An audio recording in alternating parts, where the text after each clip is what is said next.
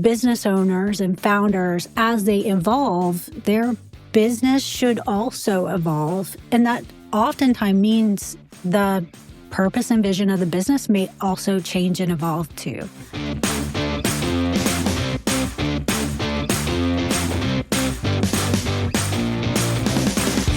Welcome back to the TrustBuilt Podcast. And I'm not necessarily the host. I am a collaborator today. So we always talk about trust. We always talk about how to help the business. But today's approach is a little bit different. Today, I've got Cari Kaufman with Storyteller Wordsmith.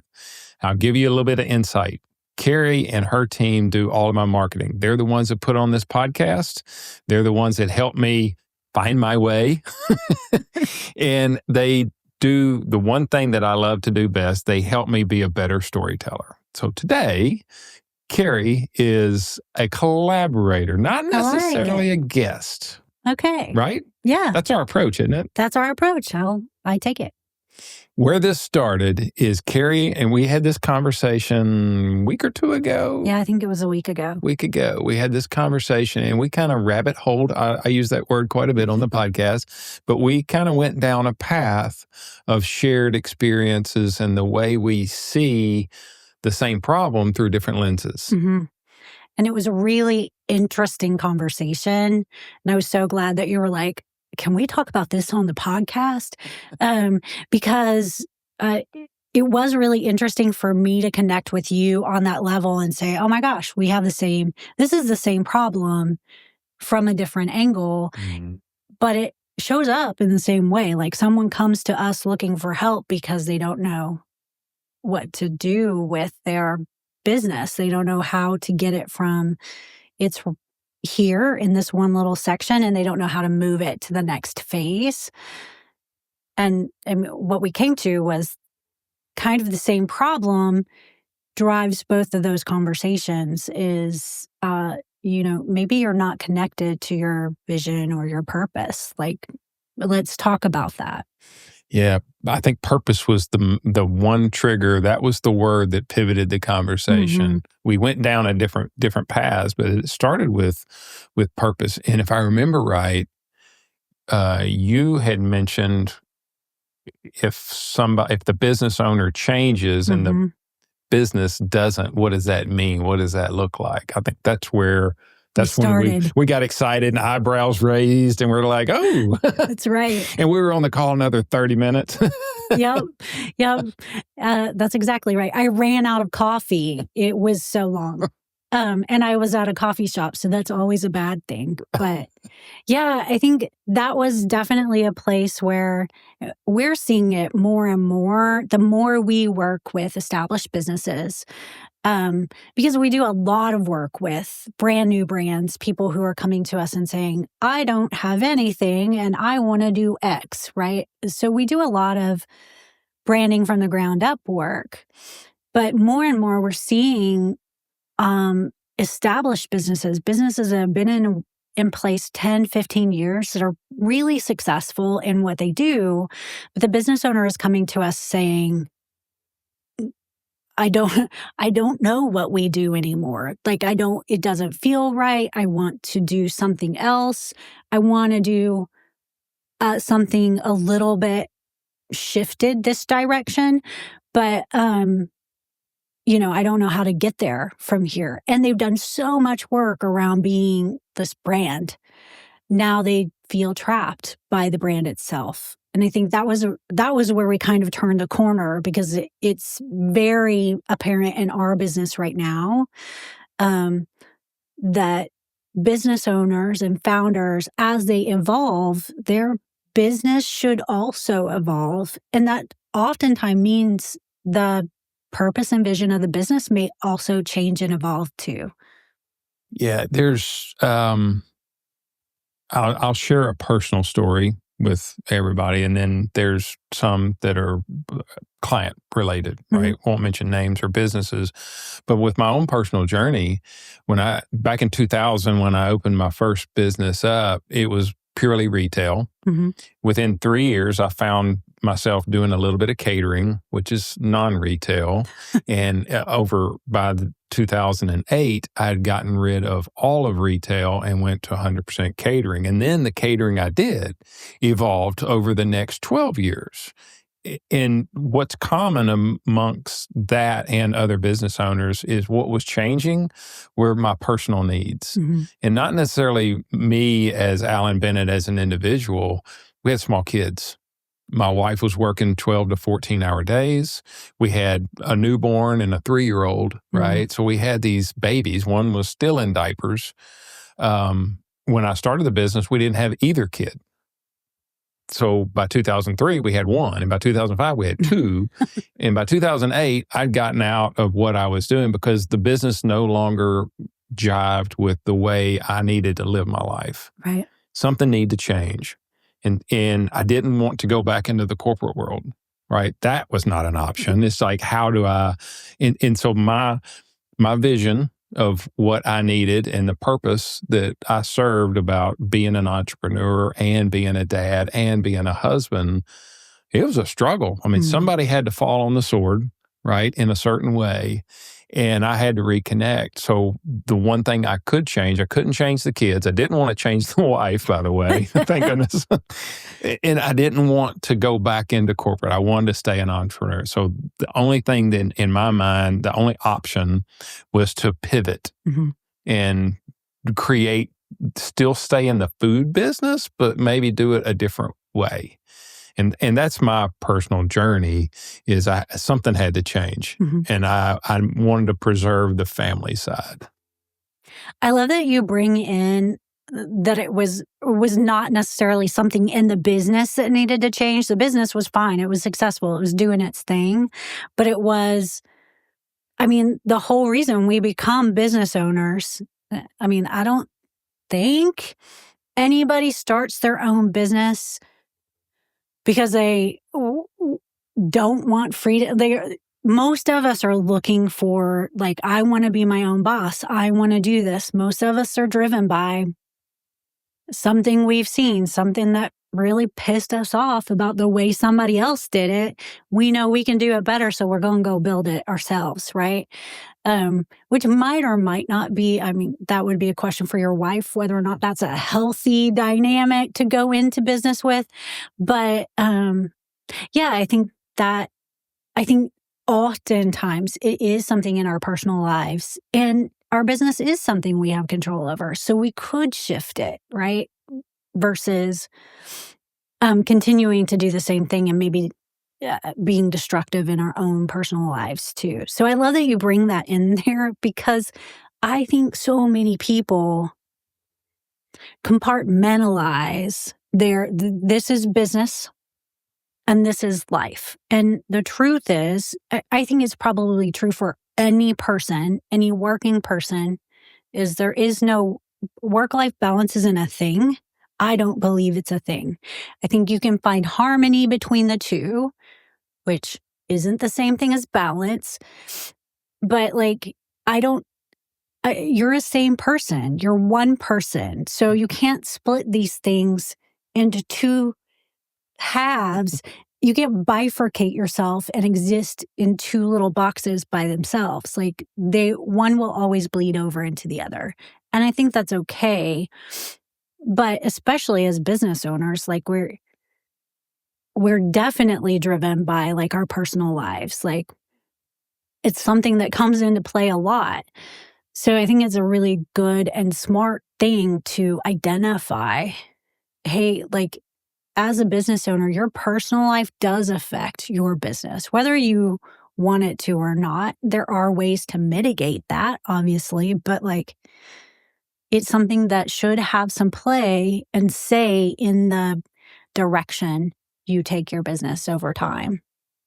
Yeah, in the work that I do around exit planning, one of the things I'm commonly saying is, even if you're not planning to sell anytime soon, building a sellable business, an attractive business, is an easier business to operate. So you take that as what I call a cornerstone of operating a good business. to me, helping people understand that building a strategy and executing that strategy, it all comes back down to the purpose and vision. I'm going to use vision here because you have to clearly understand the path that you're going down. And I think a lot of people misinterpret that vision when they haven't dug deep enough or hard enough to clearly, I mean, we're talking about vision here. That's ironic I'm using clearly, but to help them really unpack and understand what it is that they see so that they can share that vision with clients or customers or employees or potential hires or whoever it is. You have to have people that are on board with that. And if you don't have clarity around that, you're just kind of, I'm in the ocean rowing. I don't know which way I'm going, but I know I need to row or I'm going to stay here, right? And that's, to me, that is the hardest to help people unpack a little bit because especially if they're drivers, right? Yeah. They're like, I got to get it done. We got to make the donuts, that kind of, and just get up and go, right? You need that, but where are you going? It's kind of like, we got this little dog, we got a Shih Tzu at the house. You crack that door open this much and he shoots out like a rocket out of there. and I deal with people that have those tendency. If they see the door open, they go. Yeah. And helping clarify that is a challenge, even though they want it. They want that. They want it to be clear. So let me ask you this question, and I'm going to take us back to purpose, but I think it does sort of tie into vision too. When you're working with a client, do you remain, how much do you remain on the purpose and vision of the business? Do you ever talk about okay, what's your personal goal here? Is that a conversation that you have in your coaching conversations? Yeah. Purpose and accountability. Those I call them, they're handcuffed together because, the business is trust built and it's all about trust. Right. And I don't really go straight for trust. There's a door, there's an entry, there's a gate before you even get to trust. So to get to trust, to build the kind of trust that everybody wants to have, you have to have purpose and accountability. Without that as a foundation, I don't think that attaining the type and level of trust that people desire is possible. The reason I say that is purpose is, why are we here and why does this work matter? That is a large question. It sounds simple, but why it matters, every person is going to, depending on their style of how they operate in this world, purpose will mean something different. Right? So those that are high drivers and they're task-oriented type people, purpose is going to be task-related. Those that have a higher extroversion, right? The people that love interaction, like us, that would be us, right? It's more people related, right? And it's not saying that their purpose can be different. It's how they view the purpose, their interpretation of purpose, why it matters, why are we here, and why do we serve the people that we're trying to serve? That whole world, that's got to be the first thing. Otherwise, we're just going through motions. Right. Once a purpose is identified, then you can go into accountability, because if you don't know why you're going in that direction, why it matters, it's hard to hold people accountable. And to me, accountability, it sounds like it's discipline and rigid, and to me, it's the highest form of compassion a business can have is accountability, because it helps clarify some things. And to me, once you get that, once those two that are handcuffed are clearly defined, then you can address trust and other things that are going on within the business.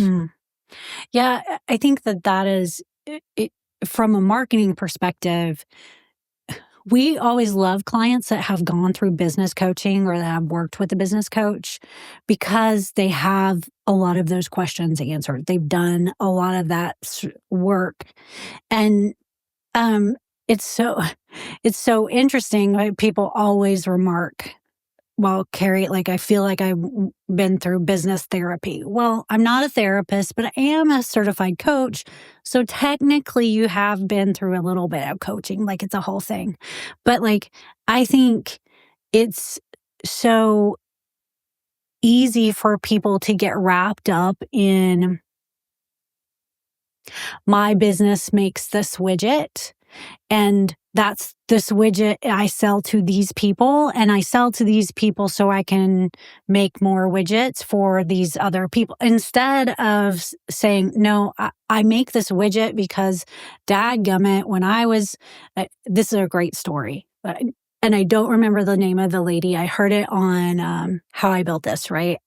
With Di Ross, which is one of my very favorite podcasts. But she was talking, she invented the hair traps that you put in your shower.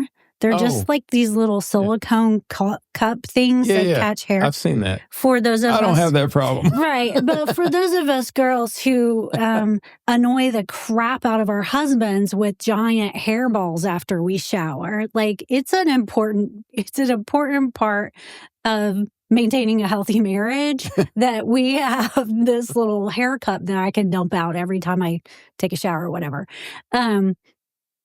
But she invented those because she was a single mom with 3 girls. All of them had long hair, and she didn't know how to like snake her drain, but it happened on a regular basis. Like her drain would get clogged up. She came up with this like, well, if I just had a little cup to catch it, I wouldn't have this problem. So like somewhere down the line, someone really smart helped her hold herself accountable to like, there is a purpose behind making this widget. Like you chose to make the widget to fix a problem that you were having. And now you fix that problem for millions of other people. And I think that oftentimes people forget that there is always a purpose that drove us to do what we're doing. Even if that purpose isn't necessarily connected to the widget that we make, there was always some reason we got into doing what we're doing. And that we always respect when a client comes to us having done business coaching, because we feel like most of the time they actually have that part nailed down. We don't have to do all of that work in the marketing room, right? But it's something we have to deal with on a regular basis, because at the core of your voice is hopefully your purpose and your desire for what you want for the audience itself. I had to tack onto that. Recently I had not a client. It's not a client yet. A prospect? And I don't know, because there's sometimes I want the client, sometimes I don't. Sometimes they want me, sometimes they don't. So let's just say a potential client. I started to have this purpose conversation to vet them to see, where they were with, their business, understanding of purpose. And he said, well, my purpose is to make money, and I want to make as much money as I can. Yeah, we get those too. Right. But, and I'm sure I'm preaching to the choir on this, helping them see that they really do have a purpose. It's just their need. They don't know what to call it. So therefore they say, well, I'm just here to make money. Like, well, you can make money making garbage trucks, or you can make money mowing lawns. You can make, there's so many different ways to make money. Why are you doing this one? Why'd you pick that?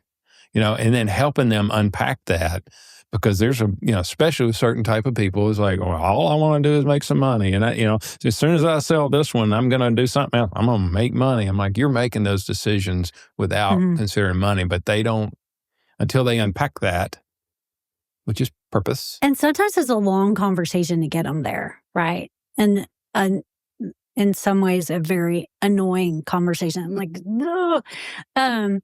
but that brings up for me a part of our conversation the other day that really I went hard down this rabbit trail when I got home. So it's really interesting.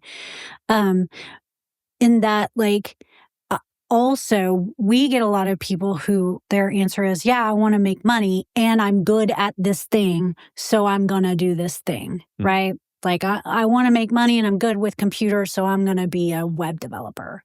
Like, I watched a TikTok about how you can learn to code in WordPress in 3.5 hours. And so that's what I've decided to do, right? Like, they don't have a reason behind getting to what they want or getting to what they're doing that isn't driven, that's driven by like something deeper than, well, I'm good at this thing, so I'm going to go do this thing, right? Those are the really hard conversations, I think, to have when someone is like, yeah, well, someone told me I should do it, so I did it. And, how do you deal with those kinds of people? My wife was one of those people. Really? Yes, she was. Yeah, she. I have a tendency to bring her up in all these podcasts, and I do. You I do must not like her or something. And I don't start these things saying, "Oh, I wonder when I'll get an opportunity to talk about my wife." It comes up, and anyway. So she started when she started college. Her first semester was pre-med. She wanted to be a doctor, and then she thought, I don't think I can do this, especially if I want to have a family. So she was doing this self-talk of doubting her capabilities and ability to do all these things, to be a mother, to be a wife, to be a physician, because she knows that they work long hours, right? So she goes through that process and she goes, you know what? I've always been good at numbers. I'll be an accountant. And so she switched to accounting, graduated with an accounting degree, became a CPA. And within 3 years of being a CPA, she's like, I don't like this, right? And she went back to school and started the whole pre-med thing. Also, you just go back to college, square one, and take all those courses. No, she only took one semester, so it was like Chem 1 or whatever. But she had to go back through, and now she's been practicing for 20-something years, as a psychiatrist. But she did it because I don't think I can do that, but I'm really good at this, so therefore I must do this. This is my path. And she, thank goodness, when she was in her 20s, came to a realization that she wasn't following what her true calling should be. Yeah. Right? Yeah. I think that is always, that's always something that's really interesting to me, is this sort of dichotomy between what I'm good at, what my calling is. And we've talked about a little bit, or we've had conversations a little bit about how I feel like that word calling, and sometimes to a certain extent purpose, can be weaponized against us and hold us into like kind of a, square peg, round hole type of situation, right? Like what I'm good at, what my calling is, and then how does that like then flow out into, okay, so I'm going to monetize this and turning it into something that I can help others with or share with the world or maybe improve someone else's life with. It's always a piece that I think is really difficult to kind of bridge, right? Is to draw the line between all of those things. Like, is there a place where all of these things connect? Yeah, it's. I know we're staying on this purpose. I think it's okay. Yeah, we talked about doing other things, but right. To me, it's the front door, right? That's the whole front door to the whole situation. Yeah, I mean, I think that's always. It's always great if that is the front door. Right. And all of those things connect, then it's a great place to like that's kind of, to bring in another coach's language. It's kind of operating in your zone of genius. I think where I see people get really off track is when they're really good at a thing and they've decided, well, I'm really good at that thing, so that must be my purpose, right? Rather than doing like the deep introspection of like trying to figure out what that, what I actually want to do with my life is, I think that's where people kind of struggle, especially in those conversations around purpose and vision and passion and all of that. I'll take that a step further and I'll talk about my personal journey before we met and after we met. Mm-hmm. Before we met, I had decided to get into business coaching, and specifically, I ultimately went into exit planning, right? Mm-hmm. How to create a business that's attractive and sellable and get it the most you can for that money. So I had already decided to do that. I knew that coaching was my calling, Mm-hmm. but the way that I was approaching it, the strategy I had behind it, and the understanding through, you and your team's help, and this is a kudos to you, but I think my journey, even though I've chosen the path, Mm-hmm. I didn't clearly understand how best to communicate to the people that need to hear it. Mm-hmm. And I think that's the second part of purpose, is not only identifying I was down the path, I knew my strengths, I knew I could do this, so the confidence and the ability and the capabilities and the knowledge, the credentials, I had all that stuff. Yep. But it's still, my business wasn't where I wanted it to be, because I don't think there was a clear understanding on my part Mm-hmm. of the purpose of how I'm serving and how I need to communicate to the people that need to hear it. Mm-hmm. I think obviously we both had help with that conversation with Todd Howard, right? He took us through that process of like understanding how your unique experiences and abilities led to like how you uniquely show up for your clients. Mm-hmm. I think having that perspective is so powerful. And obviously, like, I'm going to say it was a bit of a gifting on our part, is that we love to hear people's stories. And I love to connect people's stories to what they do. Like, I love to find turns out Alan's a trap shooting coach and he loves to talk about line of sight. Oh, that is a connection. Like, that's a connection point that most coaches aren't ever going to make. Like, most people aren't ever going to make, because they don't know that language and they don't live in that place of like, focusing on something in front of you, focusing on the target is really important, right? Like, that's how you get to where you need to go. Like, that's how you hit the target. Is you can't look over here and hit the target there. I mean, I guess there are some people that can do that, but they're special. But I think that is, it's always something that I've admired about the way that you approach your work. And I do think it's a risk that a lot of people run when they get involved in credentialing themselves, particularly if they we come from a story brand background. And that's a specific credential. It teaches you a specific framework. There's a very specific way to do things. And that framework is amazing. And it is why we continue to use it, because we love it.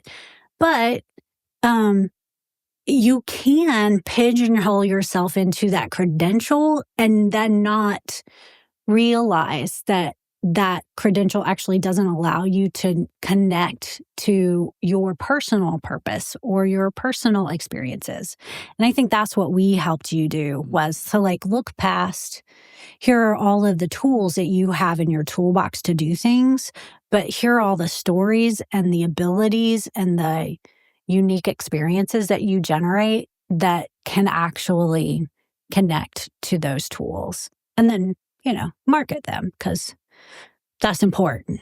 Yeah. And I think there's, in dealing with business owners, I go back to my experience, the instincts that I have and my experiences in the journey that I went through working with Todd Howard and working with you and your team.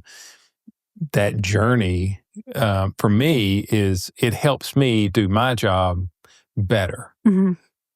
so that I can help them, even though I don't try to do what Todd did. I don't try to do what you do, Right. But I use my journey with you, my experiences with you, to help serve me instead of dumping my tools down about, hey, here, I can tell you, I can give you an estimate of value on your business, and I can tell you, I can poke holes in everything you got. That's not, they don't want to hear that. They do not want to be told what's wrong. My baby's ugly type thing. So I talk about the experiences and how these experiences help me accomplish these things, and they can see themselves in my journey. Or at least some can. Mm-hmm. Some can't, just because our experiences aren't the same, and that's okay, right?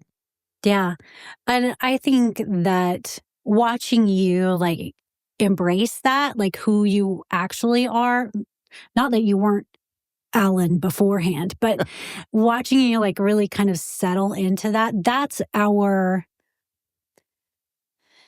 what we love to see.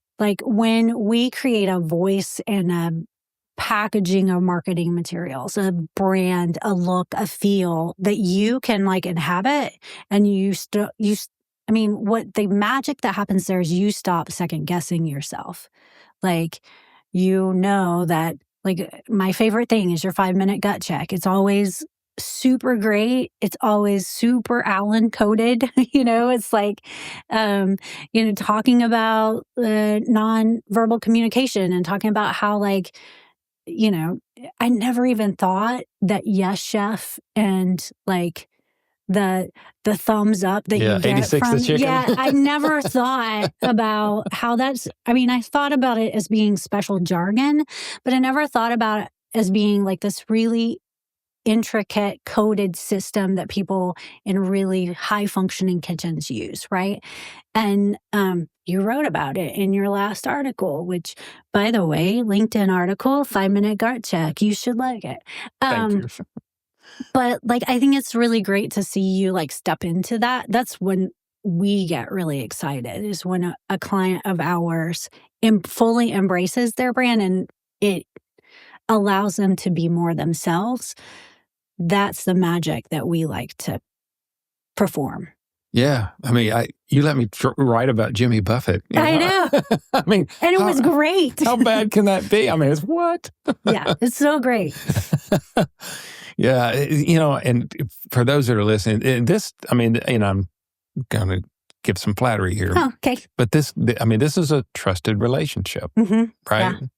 And when we work together, it's easier to get results. It's easier to make decisions. It's easier to work on projects, whatever that project is that we're working on. Mm-hmm. Everything becomes easier. Yeah. It doesn't become dreadful. Right. To me, it doesn't. Does it to you? No, it's great. And I think that's right.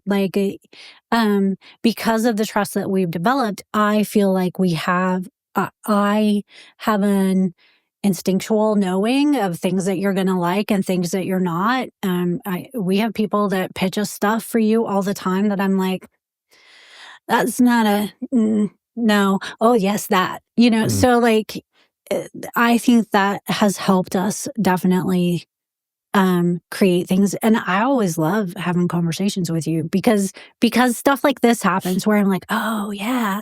And you have taught me a ton about how to owner dependency proof our own businesses and how not owner dependent proof it is. And so I've learned a lot just from working with you. So I appreciate our relationship.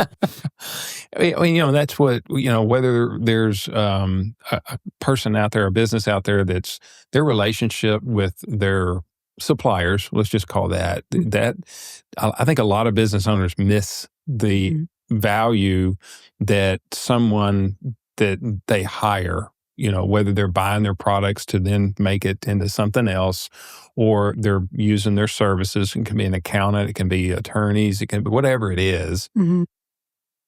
That relationship and them as a resource, I don't think a lot of business owners appreciate what kind of resource they really have at their disposal, because the people that do stuff with them, they want them to succeed. Yep. And I hate to bring up the food service, but a lot of restaurants that I've been in contact with in the past as a as a catering owner, right, as somebody who was in that space for 20 years, I valued my suppliers, and a lot of people that were my counterparts in the food industry, it was like whoever's got the cheapest chicken, right? Everybody's got chicken, green beans, and biscuits on their truck. Right. It's just who's got the cheapest one. And I don't agree with that. There's a resource, and they want to be a resource. And that's another piece I think a lot of business owners miss out on. There's some free resources out there. Yeah, you're paying them for their chicken or whatever, but they want to give you more than that. Yeah, and I think that it's so valuable to form trust relationships with not just your team internally, but also your external team and whoever they may look like, right? And I mean, my favorite thing in the world is for someone to say, oh, you need marketing? I got a girl for that. Like that, because I'm your girl, right? Like that's cool. I like that. Like when someone comes to me and says, yeah, I'm thinking about selling my business, but I don't know where I need to be, or even my business is off the rails and I need a business coach. Like you're the very first person I think of. I'm like, I got a guy for that, right? So I think that's a really important part that people, I think you're right, they do miss, especially in kind of the hyper-capitalistic, like, but it's bottom line numbers kind of thing. You do need to like weigh what is the benefit that you're getting from the relationship, as well as what are the products that you're getting. Yeah. Trust is powerful. It is. It's a powerful thing. I think we could go on forever. We could. Maybe next time. Next time we'll pick another one that all started with purpose. Yeah. And it evolved. As it do that. Well, this has been great. Yep. I really appreciate it. Thanks for having me on the mic for a change. This wasn't even like a real podcast. It's just... Where's the campfire? We need a campfire. We do. We need a campfire. Cari's got Campfire Chronicles. Yes. Our newsletter, Campfire Chronicles, you can subscribe at www.storytellerwordsmith.com/Campfire Chronicles. I'll leave the link in the description since we are the ones who write the description. So. Right. Yep. Well, thanks for being on. Yeah, thank you.